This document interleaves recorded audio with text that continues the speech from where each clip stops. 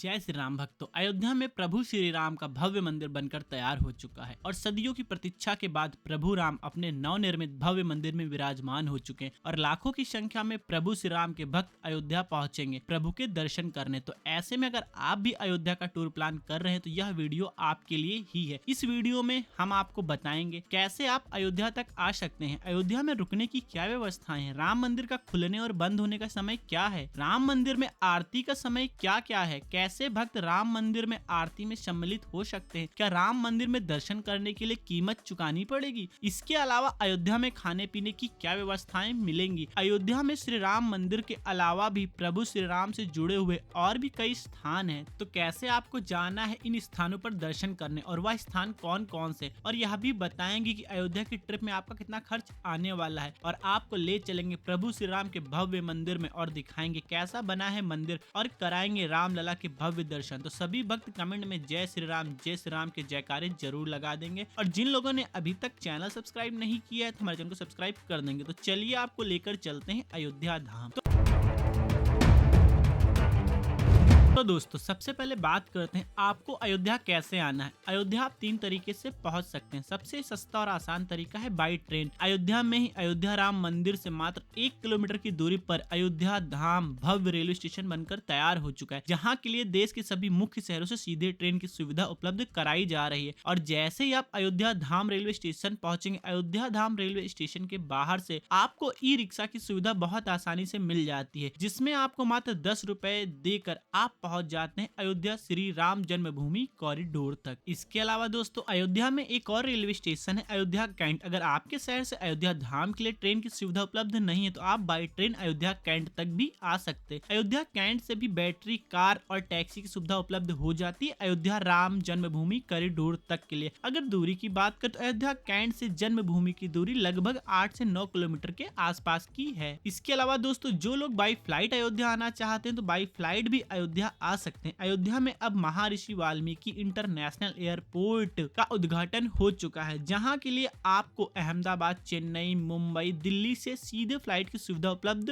हो चुकी है और आने वाले समय में कई और शहरों से भी सीधे अयोध्या के लिए फ्लाइट की सुविधा उपलब्ध कराई जाएगी। इसके अलावा दोस्तों अगर आप बाई रोड आना चाहते हैं तो आप बाई रोड भी अयोध्या तक आ सकते हैं। अयोध्या तक के रास्ते बहुत ही अच्छे बने हुए हैं और अब तो कई तरफ से हाईवे का निर्माण भी किया जा चुका है। इसके अलावा दोस्तों अगर आप अयोध्या के किसी नजदीकी शहर से हैं तो अयोध्या के लिए सीधे बस की सुविधा भी आपको उपलब्ध हो जाएगी, तो आप बाई बस भी अयोध्या तक बहुत आसानी से आ सकते हैं। जैसे गोरखपुर, बस्ती, फतेहपुर, बनारस, लखनऊ से सीधे बस की सुविधा अयोध्या के लिए शुरू की जा चुकी है। तो दोस्तों यह तो बात हो गई आपको अयोध्या कैसे आना है। बात करते हैं अयोध्या पहुंचने के बाद आपको रुकना कहाँ है। तो दोस्तों अयोध्या में आपको रुकने के लिए होटल, गेस्ट हाउस, धर्मशाला और होम स्टे की सुविधा उपलब्ध कराई जा रही है। अगर चार्ज की बात करें तो अयोध्या में आपको 800 रुपए से लेके 1500 रुपए में एवरेज रूम की सुविधा उपलब्ध हो जाएगी। और अगर आप बहुत ज्यादा अच्छा रूम लेना चाहते हैं अयोध्या में तो इस समय आपको 2000 रुपए से लेके 3000 रुपए तक चार्ज देना पड़ सकता है। और अगर होम स्टे की बात करें तो इसमें आपको 800 रुपए से लेके 1500 रुपए में बहुत आसानी से रूम की सुविधा उपलब्ध हो जाती है। तो दोस्तों अगर आप पहली बार अयोध्या आ रहे हैं, पहले अयोध्या आ चुके हैं लेकिन इस समय अयोध्या पूरी तरीके से चेंज हो चुकी है, तो आपको रूम और होटल कहाँ पर मिलने वाले हैं। तो आप जैसे ही श्री राम जन्मभूमि कॉरिडोर पहुंचते हैं तो सबसे अच्छा धर्मशाला कॉरिडोर के सामने ही बना हुआ है बिरला धर्मशाला। यहाँ पे आपको 300 रुपए से लेके 2100 रुपए तक अलग अलग प्रकार के अलग अलग कॉस्ट में रूम मिल जाते हैं। इसके अलावा दोस्तों जब आप अयोध्या धाम रेलवे स्टेशन पर उतरते हैं तो अयोध्या धाम रेलवे स्टेशन से लेकर श्री राम जन्मभूमि कॉरिडोर तक आपको बहुत सारे होटल, धर्मशाला, गेस्ट हाउस देखने को मिल जाते हैं, तो आप इनमें भी नाइट स्टे कर सकते हैं। और अगर आप अयोध्या में रुकने के लिए ऑनलाइन रूम की बुकिंग करना चाहते हैं तो आप किसी भी प्राइवेट वेबसाइट से तो ऑनलाइन रूम की बुकिंग कर ही सकते हैं। इसके अलावा गवर्नमेंट के द्वारा दिव्य अयोध्या एप्लीकेशन भी लॉन्च किया जा चुका है, तो आप इस एप्लीकेशन पर जाकर भी अयोध्या में रुकने के लिए अपने लिए रूम और होम स्टे बुक कर सकते हैं। तो दोस्तों अब लगे हाथ बात कर लेते हैं अयोध्या में खाने पीने की। तो अयोध्या में अब आपको अच्छे अच्छे रेस्टोरेंट और अच्छे अच्छे होटल भी देखने को मिल जाएंगे, जहां पर आप भरपेट खाना खा सकते हैं। खाने की कॉस्ट की बात करें तो यहाँ पर आपको 100 रुपए से लेकर 150 रुपए में भरपेट खाना मिल जाता है और यहाँ की फेमस कुल्हड़ वाली जलेबी आपको आपको जरूर टेस्ट करनी चाहिए अगर आप अयोध्या आ रहे हैं तो। और अगर आप बिरला धर्मशाला में रुके हुए हैं जो कि श्री राम जन्मभूमि के ठीक सामने, तो यहाँ पर सीता रसोई भी चलाई जाती है जहाँ पर आप 100 रुपए देकर भरपेट खाना खा सकते हैं। अब बात करते हैं आपको अयोध्या में कैसे प्रभु श्री राम के मंदिर जाकर दर्शन करने, और श्री राम मंदिर के अलावा कौन कौन से श्री राम भगवान से जुड़े स्थान है जहाँ जाकर आपको दर्शन करना चाहिए। अयोध्या माँ सरयू नदी के तट पर बसी हुई है। सरयू नदी का उल्लेख रामायण में भी मिलता है और कहते हैं अयोध्या में सरयू नदी के स्नान करने से कई जन्मों के पापों से मुक्ति मिल जाती है। इसीलिए सबसे पहले जितने भी भक्त अयोध्या पहुंचते हैं वहां जाकर सरयू नदी में स्नान करते हैं। तो अगर आप भी सरयू नदी में स्नान करना चाहते हैं तो आपको जाना होगा राम की पौड़ी। राम की पौड़ी पर जाकर आप सरयू नदी में स्नान कर सकते हैं। राम की पौड़ी नए घाट से पहले लता मंगेशकर चौराहे से पहले ही एक बहुत ही सुंदर स्थान है जहाँ जाकर आपको सरयू नदी में स्नान करना है। और यहाँ पे कई सारे मंदिर बने हुए जहाँ जाके आपको विजिट कर लेना है। इसके बाद आपको यहाँ से जाना है हनुमानगढ़ी। कहते हैं अयोध्या में अगर कोई प्रभु श्री राम के दर्शन करने आता है तो प्रभु श्री राम के परम भक्त हनुमान जी के दर्शन करने के बाद ही प्रभु श्री राम के दर्शन करने के लिए जाता है।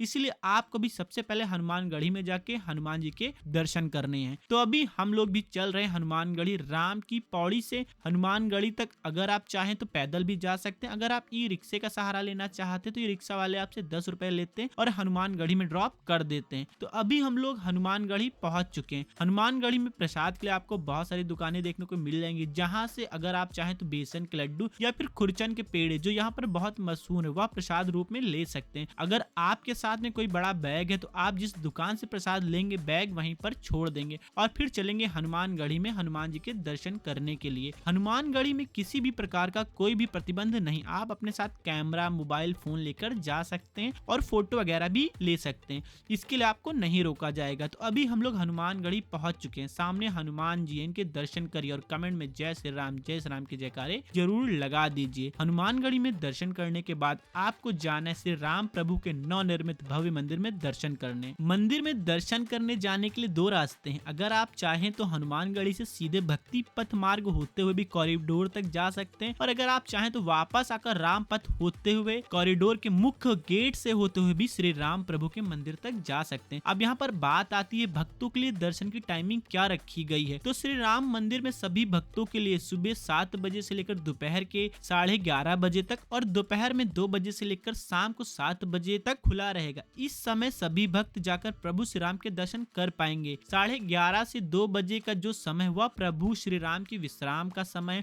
और इसी समय के बीच में प्रभु की आरती और श्रृंगार भी किया जाएगा। इसके अलावा प्रभु राम लला की दिन में 3 बार आरती भी की जाएगी। सबसे पहली आरती सुबह 6:30 बजे जिसे कि जागरण या श्रृंगार आरती कहते हैं। दूसरी आरती दोपहर में 12 बजे की जाएगी जिसे कि भोग आरती कहते हैं और तीसरी आरती शाम को 7:30 बजे की जाएगी जिसे कि संध्या आरती कहते हैं। अब जो भक्त आरती में सम्मिलित होना चाहते हैं वो कैसे आरती में सम्मिलित हो सकते हैं। तो श्री राम प्रभु के मंदिर में आरती में सम्मिलित होने के लिए आपको एक पास लेना पड़ेगा। यह पास आपको श्री राम जन्मभूमि तीर्थ क्षेत्र के ऑफिस से लेना पड़ेगा। पास लेने के बाद आप आरती में सम्मिलित हो सकते हैं। अभी इन पास के लिए आपको किसी भी प्रकार का कोई भी चार्ज नहीं देना पड़ेगा। यह पूरी तरीके से अभी निःशुल्क रखा गया है और यह पास लेने के लिए आपके पास आपका आधार कार्ड होना जरूरी और ट्रस्ट के मुताबिक एक बार आरती में सम्मिलित होने के लिए सिर्फ 30 भक्तों को ही पास दिया जाएगा। इसके अलावा क्या दर्शन के लिए कोई शुल्क रखा गया? तो दोस्तों प्रभु श्री राम लला के दर्शन के लिए किसी भी प्रकार का कोई भी शुल्क नहीं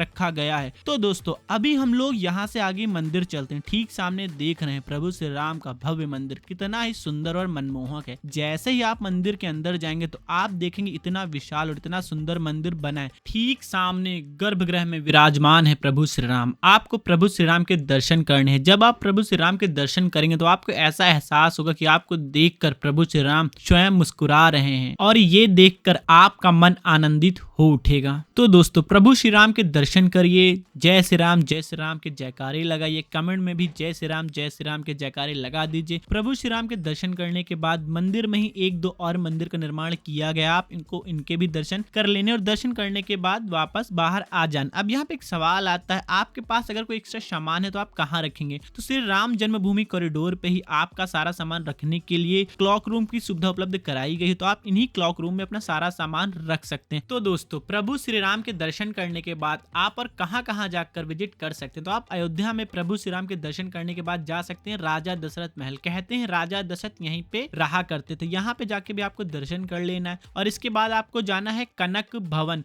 दशरथ महल के ठीक सामने से कनक भवन का रास्ता जाता है जो कि 100-200 मीटर की दूरी पे। आप कनक भवन जाके भी विजिट कर सकते हैं। कहते हैं सीता माँ की मुंह दिखाई में के कई ने माँ सीता को यह भेंट स्वरूप कनक भवन ही दिया था, जो कि बहुत ही भव्य और विशाल है। ये सारी जगह आप पैदल ही विजिट कर सकते हैं। यहाँ पर आपको किसी भी प्रकार की कोई भी कन्वेंस की जरूरत नहीं पड़ने वाली है। शाम के समय आप एक बार फिर से राम की पौड़ी जा सकते हैं। राम की पौड़ी का जो नजारा है शाम के समय बहुत ही सुंदर होता है, क्योंकि यहाँ पर शाम के समय लेजर लाइट शो भी किया जाता है। इसके अलावा यहीं पे सरयू आरती भी होती है, तो अगर आप आरती में सम्मिलित होना चाहते हैं तो आप आरती में भी सम्मिलित हो सकते हैं। इसके अलावा दोस्तों अयोध्या राम जन्मभूमि से 7 किलोमीटर की दूरी पर पड़ता है सूर्य कुंड। तो अगर आपके पास समय तो आप सूर्य कुंड भी विजिट कर सकते हैं। सूर्य कुंड एक बहुत ही सुंदर जगह, यहाँ पे एक पार्क बना हुआ है और यहीं पे भगवान सूर्यदेव का मंदिर भी बना है और शाम के समय यहाँ पर वाटर लेजर लाइट शो भी होता है जो कि बहुत ही खूबसूरत है। तो अगर आपके पास समय तो आपको सूर्य कुंड जरूर विजिट करना चाहिए। और सूर्य कुंड के बारे में आपको बहुत कम लोग ही जानकारी देंगे। यहाँ पे जाने के लिए आपको 10 रुपए की एंट्री फीस भी देनी पड़ती है। इसके अलावा भी दोस्तों अयोध्या में कई सारी जगह हैं जहाँ जाकर आप विजिट कर सकते हैं, जैसे लता मंगेशकर चौराहा, नया घाट, रामायण भवन, श्री राम जन्मभूमि तीर्थ क्षेत्र। ये सारी जगह भी आपको विजिट कर लेनी चाहिए। अब दोस्तों यहाँ पर बात आती है आपको फ्री में रुकने और खाने की सुविधा अयोध्या जी में कैसे मिलने वाली है। तो जब आप अयोध्या राम मंदिर में दर्शन करने जाते तो उसी मंदिर से ठीक पहले बना हुआ अमावा राम मंदिर। अमावा राम मंदिर में सभी भक्तों के लिए फ्री में रसोई चलाई जाती है, जिसका समय दोपहर 11 बजे से लेकर 3 बजे का है। मतलब जिस समय राम मंदिर बंद रहेगा दोपहर के समय, इस समय जितने भी भक्त हैं जाकर अमावा राम मंदिर में प्रसाद ग्रहण कर सकते हैं, जो कि बहुत ही स्वादिष्ट होता है। और एक चीज, यहाँ पर किसी भी प्रकार का दान नहीं लिया जाता है। आप चाहे 10 रुपए दें या 10 लाख दें, यहाँ पर आपसे किसी भी प्रकार का दान नहीं लिया जाएगा। अब दोस्तों आखिर में बात आती है कितना खर्च आने वाला है आपकी अयोध्या की ट्रिप में। तो अगर अयोध्या पहुंचने के बाद की बात करें तो आपका अयोध्या में रुकने और खाने का खर्च 1500 रुपए से लेकर 2000 रुपए के आसपास आने वाला है एवरेज। और अगर आप बाई फ्लाइट आते हैं, रूम 5-7 हजार का लेते हैं, टेंट की सुविधा भी उपलब्ध है जो 9 से 10 हजार रुपए के आसपास है,